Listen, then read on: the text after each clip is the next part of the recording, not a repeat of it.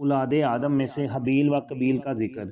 حابیل و قابیل دونوں حضرت آدم علیہ السلام کے مشہور بیٹے ہیں۔ چونکہ حضرت آدم علیہ السلام سے انسانیت کی ابتدا ہوئی ہے، اسی لیے اس وقت تھوڑے ہی انسان تھے۔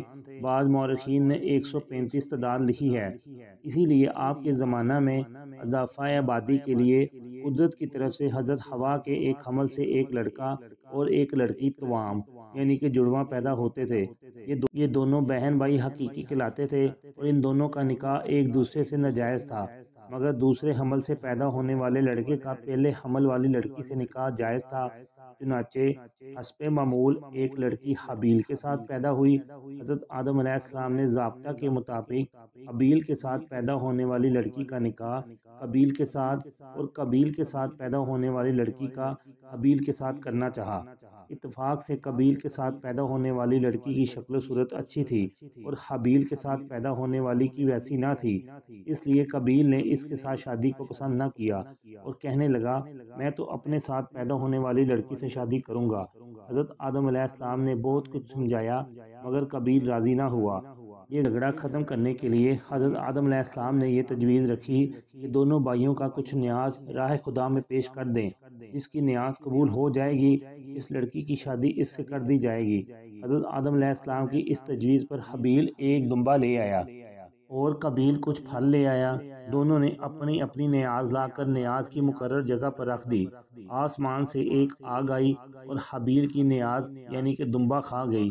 اس زمانہ میں آگ کا نیاز کی چیز کو کھا لینا قبولیت کی علامت تھی۔ ہونا تو یہ چاہیے تھا کہ قابیل بارگاہ خداوندی میں اپنی نیاز قبول نہ ہونے سے سبق حاصل کرتا اور اپنے غلط خیال سے تائب ہو جاتا، مگر الٹا اپنے بھائی حابیل کے قتل کرنے کو تیار ہو گیا اور کہنے لگا میں تجھ کو مار ڈالوں گا۔ دنیا میں سب سے پہلا قتل کب ہوا؟ قابیل اپنی نیاز قبول نہ ہونے کی وجہ سے بڑا شرمندہ ہوا اور غصہ میں آگ بگولا ہو گیا اور اپنے بھائی حابیل کو قتل کر ڈالا۔ یہ دنیا میں سب سے پہلا انسانی قتل ہے، جس کے متعلق حضرت عبداللہ بن مسعود رضی اللہ تعالیٰ عنہ سے روایت ہے، جناب رسول اللہ صلی اللہ علیہ وسلم نے ارشاد فرمایا دنیا میں جب بھی کوئی مظلوم قتل ہوتا ہے تو اس کا گناہ آدم کے بیٹے قابیل کی گردن پر بھی ہوتا ہے، کیونکہ وہی پہلا شخص ہے جس نے ظالمانہ قتل کی ابتدا کی۔ مردہ کو دفن کرنے کی ابتدا کیسے ہوئی؟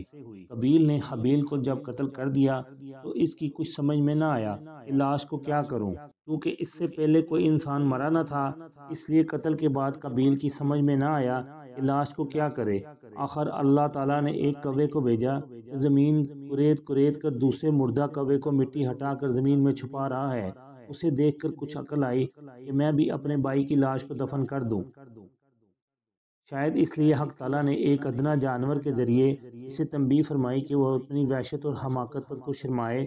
جانوروں میں کوے کو یہ خصوصیت ہے کہ اپنے بھائی کی لاش کو کھلا چھوڑنے پر شور مچاتا ہے۔ حابیل خدا کا مقبول بندہ تھا اور قابیل بارگاہ الہی کا راندہ ہوا، اس لیے ضرورت تھی کہ حابیل کے پاک جسم کی توہین نہ ہو اور نسل انسانی کی کرامت و بزرگی قائم رکھنے کے لیے تزوین کی سنت قائم ہو جائے، اور تقاضائے انصاف تھا کہ قابیل کو اس کی کمینہ حرکت پر بھی ذلیل کیا جائے اور اس قابل بنایا جائے کہ خود اس کو اپنی بے عقل اور کمینگی کا احساس ہو جائے۔ اس لیے نہ اس کو الہام بخشا گیا اور نہ اس کو اس کمینہ حرکت کو چھپانے کے لیے عقل کی روشنی عطا کی گئی، بلکہ ایک حیوان کوے کے ذریعے اس کو رہنما بنایا گیا جو عیاری و مکاری میں ضرب المثل ہے۔ اللہ تعالیٰ عمل کی توفیق عطا فرمائے۔ لائک اور شیئر کر دیں، چینل کو سبسکرائب اور فالو کر دیں۔